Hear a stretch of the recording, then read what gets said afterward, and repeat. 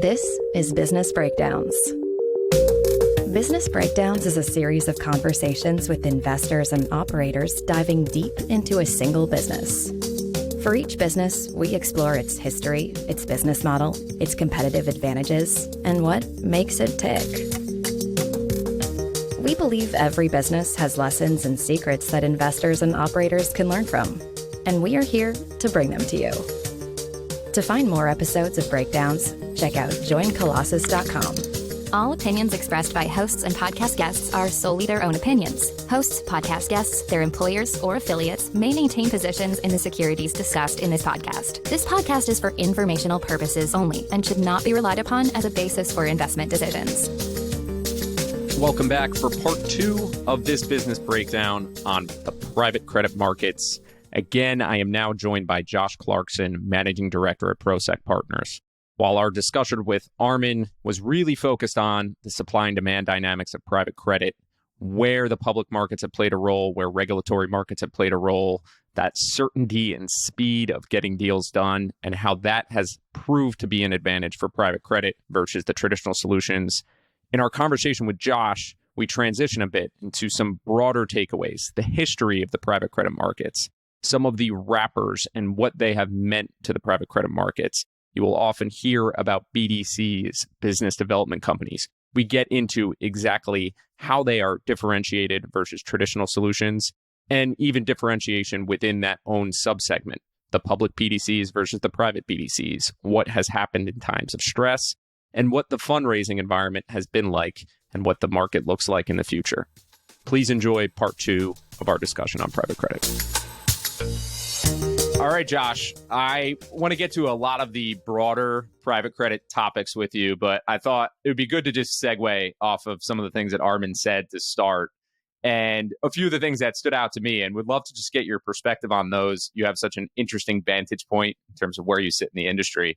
And one of the first things is just the point on where banks and private credit funds sit in terms of being competition, which is not something that I actually really considered that much, even though we've seen a shift in market share. But can you just talk about that relationship and how you see it from your perspective?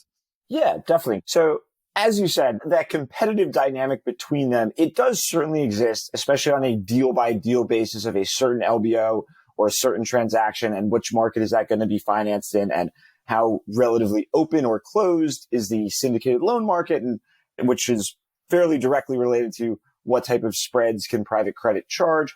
And sometimes the headlines can focus on that dynamic a little bit, since that competition and conflict is the kind of thing that seems interesting. That said, more broadly, in terms of how the ecosystems interact, there is much more of a partnership and a collaboration dynamic, especially more recently.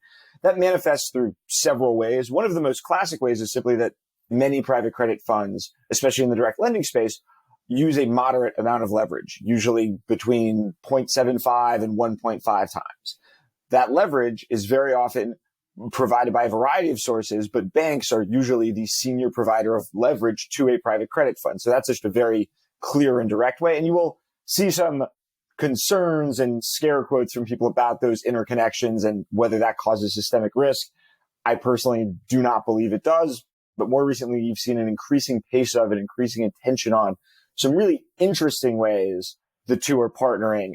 Two of them that spring to mind are what are called synthetic risk transfer, significant risk transfer, credit risk transfer deals, or other types of transactions where a private credit firm is coming in and either taking some loans directly off a bank's balance sheet. You've seen this recently with some credit card portfolios, mobile home loan portfolios, or doing one of these SRT transactions, which is where a private lender essentially takes a first loss position on a defined pool of bank collateral. And those are also called reg cap trades, because these trades are usually done in a way that allows the bank to get regulatory capital relief, which needs to be signed off by the Fed or whoever their relevant banking regulator is. So this is all done within that systemic supervision world, but it's very useful for the banks, because the banks, very often, they will have a portfolio of loans or a portfolio of assets that either they're no longer super directly or super focused on that area of the market. It's now a non-core business. And that might be a situation where they just want to sell the loans. But there may be other situations where it's an area they want to continue growing, but they've been growing very fast, or it's something like a bridge loan that normally they would offload or refi, and that hasn't happened as quickly as usual. But they don't want to give up that customer relationship. They don't want any disruption to the customer's engagement. They still want to provide that customer with currency, treasury, banking services, but they do need to reduce their risk in this area. And by selling a first loss position on that to an experienced private credit lender, their regulator will give them some relief there. These have been relatively common in Europe. They've been getting more common in the US recently. Very interesting area that's very fast growing. There are firms that are very specialized in that area and have been doing it for a long time. There are very large scaled firms that are standing that capability up more quickly now, given its popularity. And the third area of collaboration, which is somewhat similar to the previous one, is ones where a bank and a private credit firm will set up some type of joint venture where generally at a very high level, the bank is originating many of the assets, but they are going on to an off-balance sheet vehicle where the capital is mostly provided by that private credit firm. Now, each of those partnerships will be structured in different ways, whether it's a joint venture that they both own equity in, with the private firm owning the majority of the equity, the bank owning, I think it's 12.5% very often in the US, and then providing senior leverage on top. And exactly who will have what level of veto power, that will all vary, but you've seen quite a few of those come to market. AGL and Barclays did a very interesting one recently, Wells Fargo, Centerbridge. So that's Beach Point and KeyBank. So certainly another area where you will probably continue to see a lot of growth. Again, where in some cases the direct lender wants that direct relationship, and that's why it's called direct lending. There's many other cases where the bank wants the relationship and the private credit firm is totally okay with that. They want the assets, and there's a very symbiotic way for them to work together there. So very long-winded way of saying that there is a competitive dynamic, but there's really so much more of a collaborative ecosystem dynamic going on in today's world. Very comprehensive overview there. I want to tap into a few of those categories just a little bit more on the leverage point in terms of giving private credit funds additional leverage. Can you just walk us through the mechanics there? Is that essentially providing leverage against a portfolio of loans? Is there something else that's going into that? Just the mechanics to, I think, separate a lot of the excitement or fear around private credit comes from this exact point. So any of the dynamics that you could share there will be helpful. Certainly.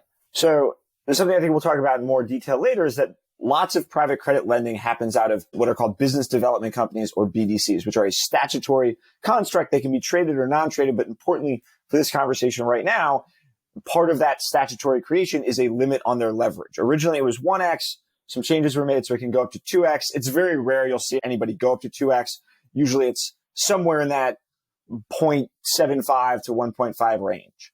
Some of that leverage will be provided by a bank, but there would usually, especially for the larger BDCs, also be a meaningful portion of CLO and unsecured leverage under it. I say that in the context of this conversation to say that very often that bank line will have meaningful subordination under it. Also, that bank is lending, again, at a 1 to 1.5x leverage level, as opposed to the bank's balance sheet itself, which would usually be something more like 10 to 1 levered. So it's a lower levered position, and that is being made to a diversified pool of professionally managed assets. And when you look at the loss rates for many leading BDCs and other private credit strategies, they are in the very low single digits. So you have a bank providing a senior loan against a professionally managed, diversified pool of assets. And mind you, by providing that leverage, it allows that credit creation to still happen through the economy. So you're doing it in a way where the vast majority of the risk is being borne by equity investors in that private credit vehicle, who are very often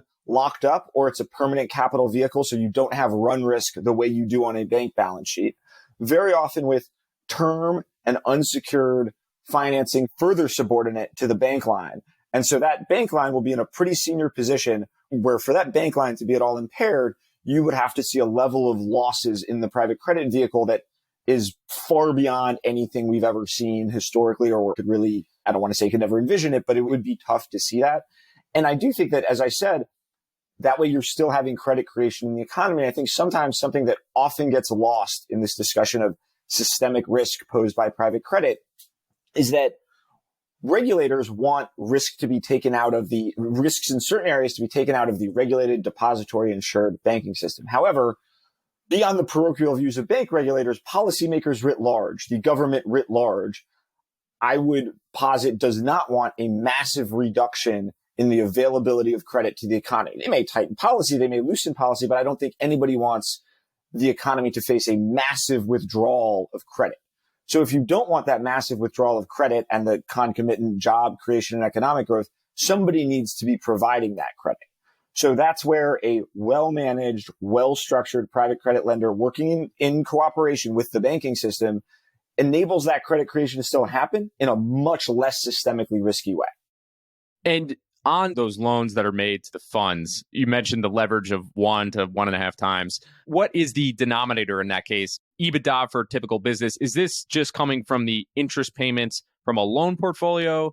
Does that actually fall up to the higher level where you're getting management fees that could theoretically pay those loans as well? Do you have a sense for that? So it's usually 1 times the equity assets and just secured by the loans in the portfolio. And it is usually not, and I want to be careful here because I don't want to get too far ahead of my skis, but you would usually not have direct recourse to the GP. I mean, there are structures where you might have a guarantee or something, but generally it is a loan just made to the fund with recourse to the assets in the fund. And whether those assets are underwritten, and I think we're going to get into this a little bit more later, but whether those assets are underwritten on an EBITDA basis, on an asset valuation basis, some kind of ARR basis, that can vary hugely by the type of private credit fund you're lending against. And do you have just on rate for some of these? Because I think it brings it to life a little bit if you have a private credit fund that's targeting, let's say, 10 to 12% yield, or that's what they're underwriting, and you could be borrowing at what I assume is mid-single digits. Any context for what the gap is? Yeah, so generally speaking, we'll just use direct lending here as an example since it's the largest piece of private credit and relatively easy to comprehend. The asset side of the books may be something like a base rate, which is now SOFR, used to be LIBOR, plus 500, 550, 650. Some have been coming in a little lower recently as spreads have tightened. In periods of dislocation, they get much higher, but think something in that range. And then the loans, that bank revolver line will usually be something in, as you said, the base rate plus low single digits. And then your unsecureds will obviously vary a lot on the yield curve, but one of the largest BDCs just priced unsecureds at 5.9 yesterday, I think. So you can see a pretty nice spread there. One last thing I did want to add on that point about systemic risk and looking at it through history. During COVID, you did have situations where some vehicles fell out of compliance with some of those bank lines. They got kind of margin called by those bank lines. And what you saw happen was those vehicles did equity capital raises that were dilutive or punitive to their equity holders, which was unfortunate, and people lost money, but the bank was never impaired. The bank line was never at risk. And I think that's just a really important point there, is that sometimes people will conflate saying, oh, private credit's making these risky loans, they're untested, people are going to lose money, with private credit poses a systemic risk. And those are two very separate conversations. And if an investor who went in eyes wide open to something paying them a low to mid double digit yield takes a loss on that because they were taking risk for that additional return, that's unfortunate for that investor. And of course, managers work very, very hard to prevent that. But that is, generally speaking, the way that finance in the world works, is there's more risk for more return. And I think sometimes people try to meld that into systemic risk without being very clear about the fact that those are two different types of risk. And the ability to raise equity capital, I think when I think of getting a margin call or basically being a forced seller of something to meet some other liability that you have, oftentimes companies will not be in a place where they can raise equity. It is so punitive that it just results in a spiraling effect, and you end up seeing asset sales. In this case, that would be the loan portfolio. Sounds like recent precedent is that they were able to raise equity capital. Have we seen the need to divest large loan portfolios in similar situations? So I do just want to highlight, those were public vehicles, so they had a public equity. I cannot think of a situation where we've had a fairly benign credit environment for some time now, so I can't think of a situation like that generally. But I think that if you were in that situation, I would think that a bank would be able to step in, take over the loans, try to resell them, work something out there. And again, you were only 1x levered on generally senior secured risk. So it's not something where the equity is going to be wiped out overnight in some kind of 10-to-1 or 20-to-1 levered structure like pre-GFC banks. transitioning to another interesting point that was made, and we had a little bit of discussion offline about this from Armen, was the health sciences strategy and life sciences strategy. And I think, again, we're talking a little bit about the different niches within private credit when it comes to public BDCs, private BDCs, CLOs, all these different structures. But most other asset classes, you see very dedicated funds to specific sectors. I'm wondering how popular of a theme that is in this market today, and anything that you could add around that. Definitely. So the short answer is it's certainly popular. And I think in many cases, whether it's life sciences, aviation, SRT that we were talking about, you'll very often see strategy-specific funds in the institutional context for that very sophisticated allocator that can say, I want pure exposure to this one strategy, home builder finance, things like that. Whereas the vehicles that are more often accessible to a wealth or retail audience will usually be commingled, but also very, very often that specific strategy that a firm such as Oaktree with life sciences, where you have Armen and Armen with really rich medical backgrounds, that strategy will be expressed both through that dedicated vehicle and in sleeves of larger commingled funds. On the private side, it's generally more commingled, although you have seen firms like Blue Owl roll out technology lending focused, but that's still lending to a relatively diverse range of technology companies serving diverse end markets. So yes, you see them, but the majority of fundraising is still in the diversified sector-wide. And it's more common to see a strategy focus in that it's direct lending, it's asset-backed, it's mezz, but across industry. And I'm curious your perspective on where private credit sits relative to private equity in this regard. With private equity, I can think of quite a few funds that have that sector-specific strategy. And it might just be perspective rather than playing out in the numbers. But do you think, if you look 10 years out, that a more mature private credit market will be much more diversified with these sector-specific strategies? Or do you think there's something different about this market that will always keep it diversified in terms of the fund nature? That is a really, really good question that I wish I had a crystal ball better answer to. My very gut feel answer is that you will continue to see growth in the sector-specific fund area, but that the majority of it will continue to be through diversified sector-wide funds. I do think an interesting angle to that sector-specific fund point is when you think of that really deep sector growth in certain areas, in some ways I think of it as two broad categories that drive that growth. One is sectors that have traditionally been fairly debt-heavy, like LBOs, aviation, real estate, traditionally a debt finance asset class that was maybe historically financed by a bank or a capital market solution that is now financed by a private market solution. But then you also have things like life sciences, like venture debt, where you had an asset class, whether that be earlier stage life sciences companies or venture-backed companies in general, that historically just did not really use debt finance. It was traditionally a purely equity capital stack until you were probably public, or maybe you had a very small bank line or something like that. And the rise of private credit and the ability to craft more bespoke structures has allowed some of these other industries to prudently use well-tailored debt solutions in a way that's beneficial for the company and works for the lender. Because again, a lot of times that type of lending would just never really work for a bank balance sheet or often for a capital market solution either. It's an interesting question. And I can see from the credit side, you're much more managing the downside risk. And by definition, allocating to a specific strategy is different than diversifying. In private equity, you could be a little bit more thematic with the investments. But at the very least, to your point, where you have industries where you're seeing a shift in terms of where capital is coming from, why it should come from certain sources versus others, plays into it. It brings up one of the broader questions in terms of the history of private credit. I started with Armen around the financial crisis and seeing the shift from bank balance sheets, but I think it probably starts earlier than that.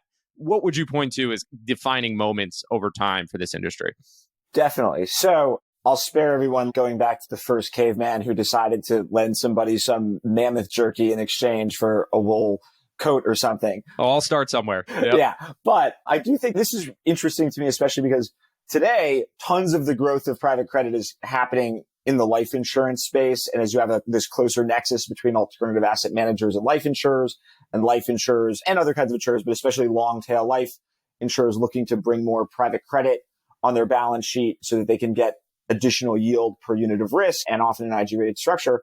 Going back hundreds of years though, life insurance companies directly wrote loans against buildings and against assets and were in many ways the original private credit providers. In fact, the New York Times was bought by the Ox family with basically, I believe, all debt financing from, I think it was New York Life. It was definitely a large life insurer, in the hopes that they would be more favorable to business in the era of William Jennings Bryan and the Cross of Gold and all of that. So these things all come full circle. Fast forwarding greatly. And again, we'll view this through the lens of that BDC construct that much of this lending happens through. It was created in 1980, actually in response to similar dynamics to what you see today in terms of banks not being in a position to lend as much to small and mid-sized businesses as the government would like.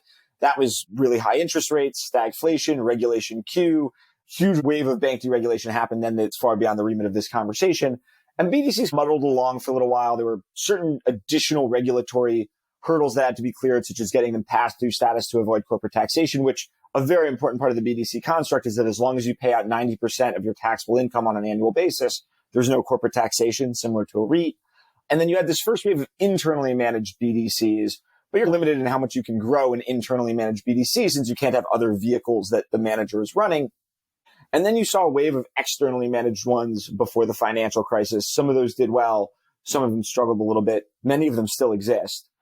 But then the financial crisis, as Armen pointed out, was really a light switch moment, watershed moment, whatever analogy you want to use, where you really saw private credit and direct lending especially begin the shift from something that was really a small, mid-sized option for somebody that really never could have accessed the capital markets and maybe would have been working with a community bank otherwise, really begin to compete directly with that syndicated loan or in some cases even high yield bond solution for larger and larger deals and just put numbers around that. So a unitranche is a very common construct of direct lending loan. It basically combines a 1L and a 2L into a single loan, as the name unitranche confers, might go to like 6 to 7x leverage instead of a 1L that goes 4 to 5 and a 2L that takes you from 5 to 7.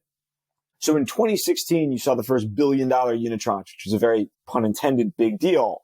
And now $1 billion unitranches are common. 2 to 3 billion are common.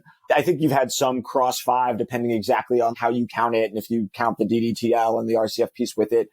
And that number is only going to continue to grow as you have more capital allocated to the space and as more borrowers see benefits to the private credit construct, even in a market where you can access the syndicated market or you could access a bond solution.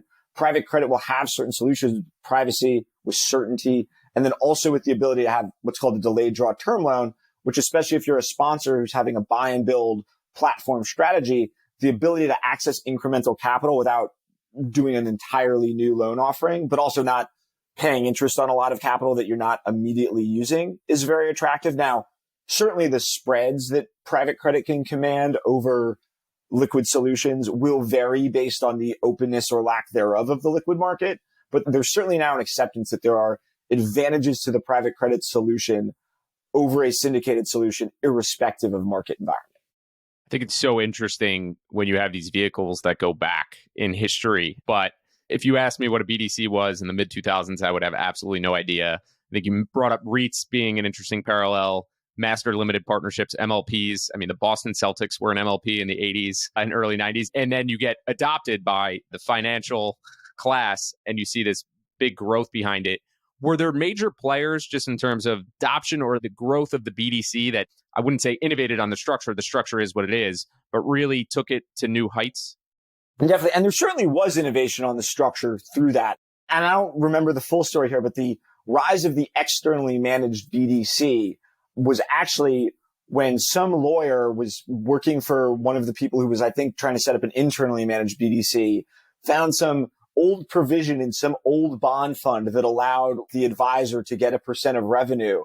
And that was what unlocked the externally managed structure that's powered a lot of the growth. So there has been a lot of innovation in the structure, actually, although I wish I knew more of the ins and outs of it.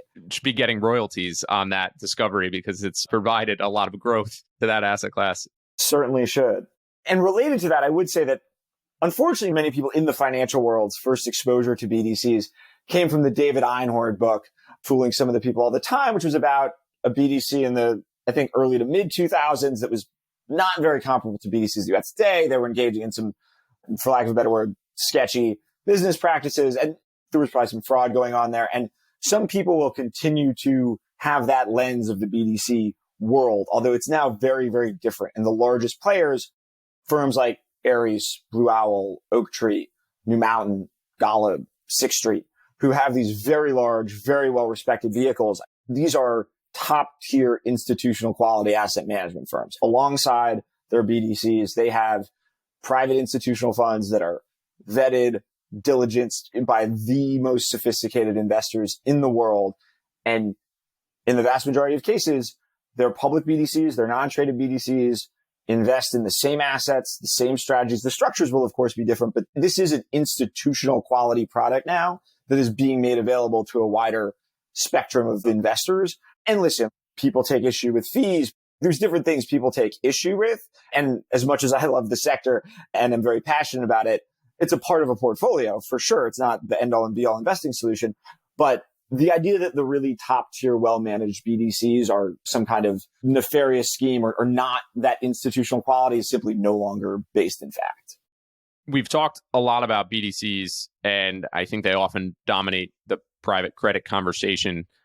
When you just frame the actual market, and it's almost hard to differentiate between, if I were to say direct lending versus a BDC or a CLO, could be direct lending going on within those portfolios.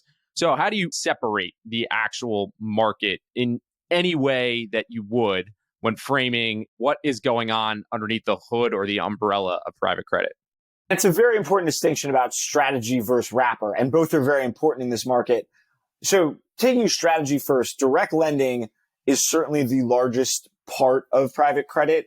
I don't have the exact numbers at my fingertips, but I want to say that, and these estimates vary, of course, because it is by definition a private market, but I want to say that people estimate private credit writ large to be 3 trillion and direct lending to be 1.5, 1.6, 1.7. So over half the market, with the other half being a diffuse range of things. So direct lending, which, just to reiterate if anybody's not clear on that, that is something where it's very comparable to a syndicated term loan.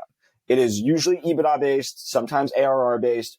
The vast majority of it is being lent to leveraged, sponsor-backed issuers. So it's really just providing that financing for a private equity-owned company, either their new acquisition or their continued growth. And that's where that competition dynamic we referenced earlier with the syndicated market most often comes in. Then there's asset-backed ABF, asset-based or asset-backed finance, which we talked about with Armen a good amount, venture debt, some of the more specific stuff like life sciences. NAV financing is a new one that's become really popular. So there's a vast array of strategies. And then the wrapper it goes in, there are private institutional drawdown funds, which is a structure very, very similar to a PE fund. Institutions make commitments. That capital is called down as they have opportunities to deploy it. It has a defined life, usually with some extension terms. And that's for that institutional market. BDCs come in non-traded and traded flavors, especially the non-traded side has been where a lot of the growth has been because it's a very accessible product. A public one's obviously extremely accessible. You can just buy it on any investing app. And a non-traded one is much more accessible for that retail or wealth audience because there's no capital calls. You commit day one. You're not structuring your home renovation around when you might get a capital call on your private credit fund. The vast majority, it's 1099 tax reporting. It's quarterly liquidity, but with the benefits of its private marked asset class, you have less volatility. Usually the fees are a little bit better than the publicly traded ones. And that's been where a lot of the growth has been. There are ETFs of BDCs. There's one that's BizD, that's basically a market cap weighted one. Another firm, Putnam, has brought out an actively managed one. While it's a little beyond the remit of this conversation, there are also now ETFs composed of CLO tranches. And as those are growing, historically it was mostly like the AAA tranches that you'd almost think of as like a cash substitute, but there are now ones that go down to double B. And I would say that in some ways that is the ETF that is, other than the BDC ones, that is like the closest in collateral type and risk return profile to a private credit loan, insofar as it's like a floating rate double B corporate exposure. So those are some of the common wrappers. Certainly, if you are looking at public BDCs, there are their own world of metrics that you would look at. There's what's called net investment income, which is the most important earnings metric. And that's basically the interest they earned, less their interest costs and expenses, as well as fee income, prepayments, et cetera. It's the money they made investing. And you always want to make sure that covers the dividend. That's a very important metric. So obviously you want return on capital, not return of capital.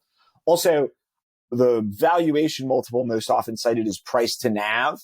And generally, the sector as a whole will trade up and down around that. But when you're looking at BDCs, that historic trend of where they've traded versus NAV is often a rough benchmark of how the market views that manager. There are differences, though, because there are some BDCs that comparing the price to historical price to NAV multiple of venture debt BDC and a cash flow lending BDC will not be apples to apples. And for many investors who are buy and hold, you just want to find one that's trade rough. You're not really trying to trade around that, but certainly there are institutional investors who will more opportunistically trade around that price to NAV with a view that it's going to tighten or widen. You also want to pay very close attention to the historical loss rates and the recovery, since obviously it's a credit product, and how well they're underwriting that credit is very important. And that's something you can look to for that. And then, of course, insofar as it is a lending institution similar to a bank, the ROE is a very important indicia of earnings power. I'm still amazed at the various wrappers and things like ETFs around CLO tranches. Never underestimate the market's ability to innovate on structures, on top of structures. I have one follow-up question, something I should probably know, but the private BDCs, is there ever a moment where they could actually go public? If they're looking to raise additional equity, is that something that happens? Oh, definitely.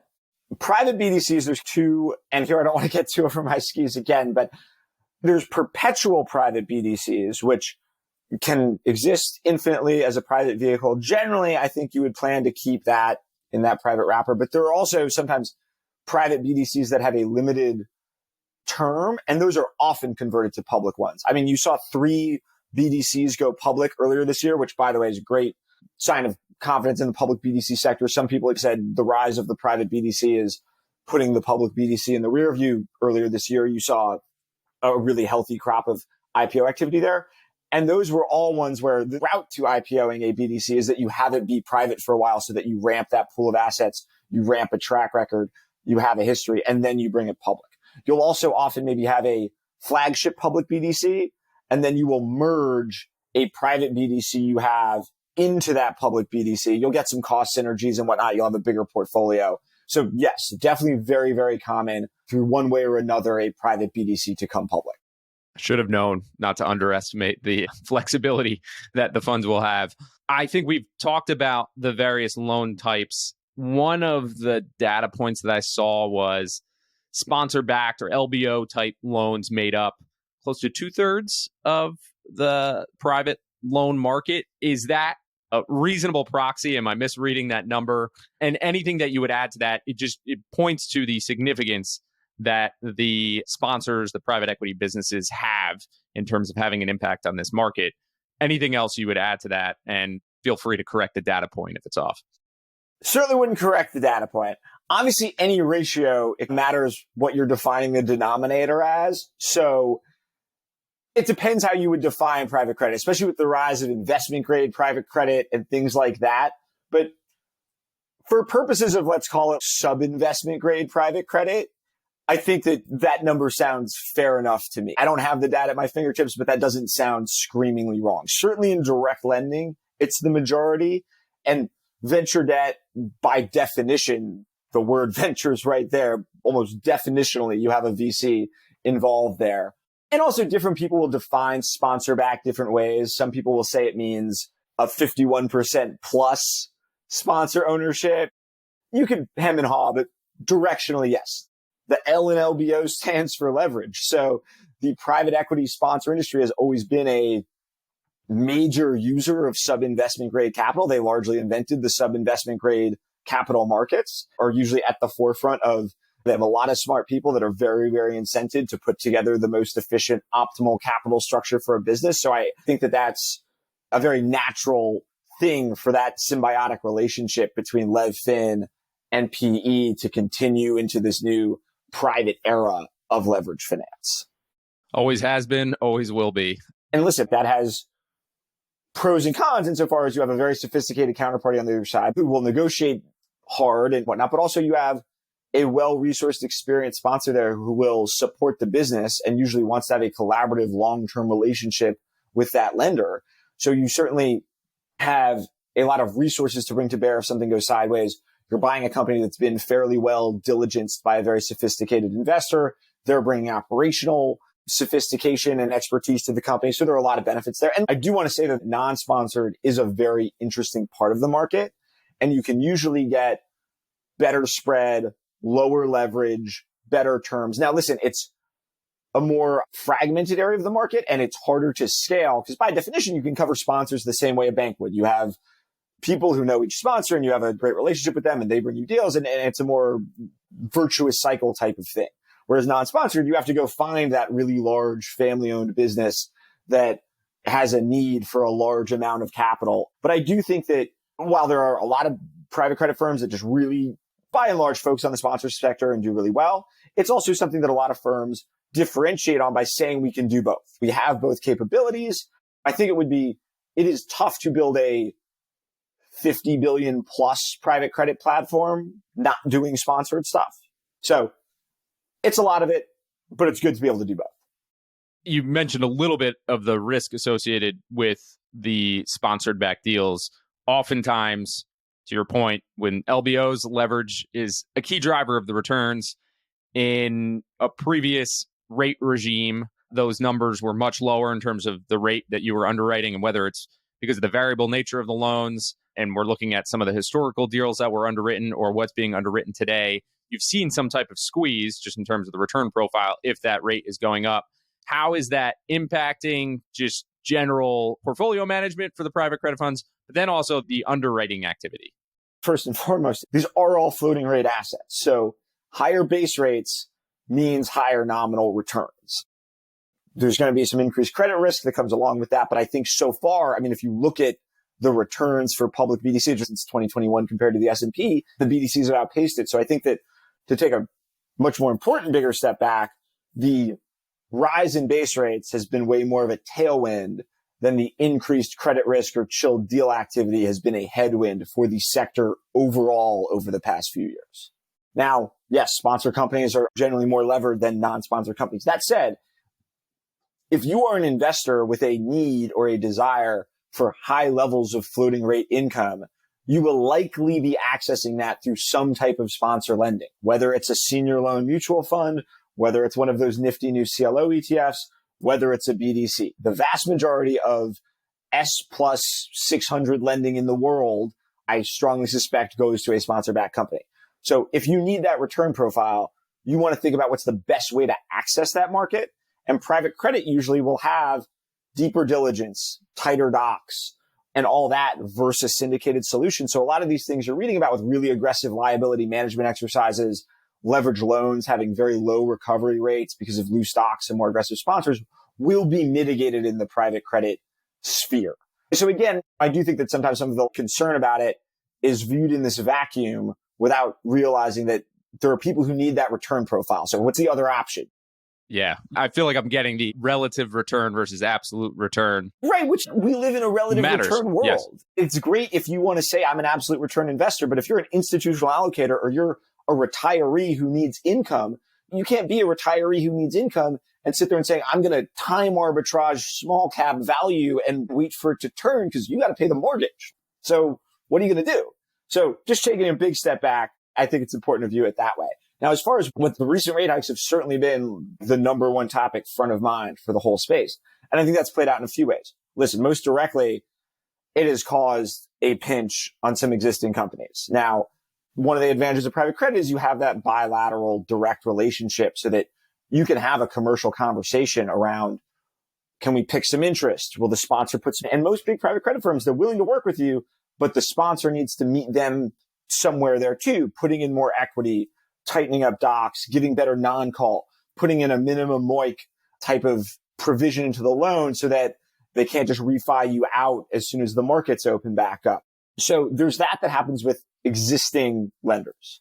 It also creates an opportunity, and Armen spoke to this very, very well and very eloquently, and it's something that he and the team have incredible expertise to do at Oaktree, which is rescue type lending, where you're not necessarily talking about like a distressed, I'm going to come in and buy this at 20 and come out the other side of a Chapter 11 owning the equity, but you can come into a capital structure and you can be more than well compensated for the risk you're taking to craft some type of mezz second lien solution that helps them bridge to a world where they've either grown the business to deal with higher rates, we eventually get some rate cuts, or what have you. So that's another way that has been playing out and creating an opportunity set for folks who have fresh capital to deploy, and the mandate and the expertise, more importantly, because the mandate without the expertise is where you get into trouble, to do that kind of thing. Now, listen, it has definitely chilled deal activity. Less M&A happens when rates are high, especially in the sponsor world. And so it's certainly, I think the golden age of private credit, which I'm a huge proponent of, I think that one of the knocks on it, or one of the things that didn't come to fruition the way people might have hoped, was that there weren't necessarily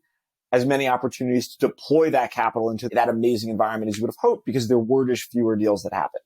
So I think those are the three big impacts of the rising rates, which is impacts on, those are two impacts, which is impacts on existing loans and impacts on new activity. But then within the impacts on existing loans, you've got the existing lenders crafting a solution, and then you've got new capital coming in. Yeah, I could make an easy case that it shows a healthy system. If you don't have a willingness to lower your underwriting standards just in order to deploy capital, sometimes the slowdowns are actually positive signal, even though it would be great to be able to capture some of this higher spread environment. This has been excellent. It's been great to get even more nuance to what we were talking about before, cover the industry as a whole. I'll close out with a bit more just on the innovation, a bit more of a look forward in terms of what you're looking at and how you're thinking about the next few years in this particular market. What are the most interesting things that you're focused on? And it could be thematic just in terms of rates. It could also be more in terms of the actual industry structure and what's going on in the fundraising environment. Anything that you would close out with there would be really interesting to hear. I think it will certainly continue to grow, move into new sectors. Asset-backed will see a lot of growth. I think from an investor's point of view, it is very important now, and it will be an increasingly important part of the alts GP fundraising mix. So we've talked a lot about how direct investors in private credit and BDCs should think about the world, but it's also very important for the investor in a public alts GP to kind of think about how that public alt is fitting in here. And I think what's also going to be very important is, listen, we've talked about this a lot, and I think one thing that, while we haven't stated it, comes through some of this is a lot of these strategies are by design relatively homogenous. You're making an S plus mid-single digit spread loan to a sponsor-backed company. So I think it'll be increasingly important for different private credit providers overall, and then within their funds, to really carve out a brand, for lack of a better word, to carve out an expertise for what are you known for? How do people think of you in the market? And listen, if you're one of the biggest of the big, to some extent be all things to all people. But I think especially if you are not quite the biggest of the big, having a defined brand message, having a way that people think of you, and especially as you're raising more from that wealth channel, being known for a certain expertise, a certain kind of character and flavor, whether it's having that non-sponsored capability, whether it's having the ability to do more stress type things, whether it's just really being the most safe, sound, sleep at night, first lien only money, having that brand recognition and image and something of a lane, while having the room to grow into adjacencies, but having something people think of you of, will be something that's increasingly important for the space and for players in the space. It's a really interesting point, and it's almost a good form of wisdom to share with those out there. So thanks so much, Josh. It's been fascinating, both parts of this conversation. Really interesting. Appreciate you coming on. My pleasure. Something I love to talk about. To find more episodes of breakdowns ranging from Costco to Visa to Moderna, or to sign up for our weekly summary, check out joincolossus.com. That's JOINCOLOSSUS.com. A quick note before you go. If you are a company hiring or a candidate looking for your next opportunity, make sure to check out joincolossus.com/recruiting. We launched our recruiting efforts at the end of last year, we started working with firms that were interested in tapping into our audience. And after seeing some early success, we want to open this up to additional firms and to candidates who are proactively looking for their next opportunity. So we are mostly revolving around the investment world and the tech industry. But again, make sure to check out joincolossus.com/recruiting for more information.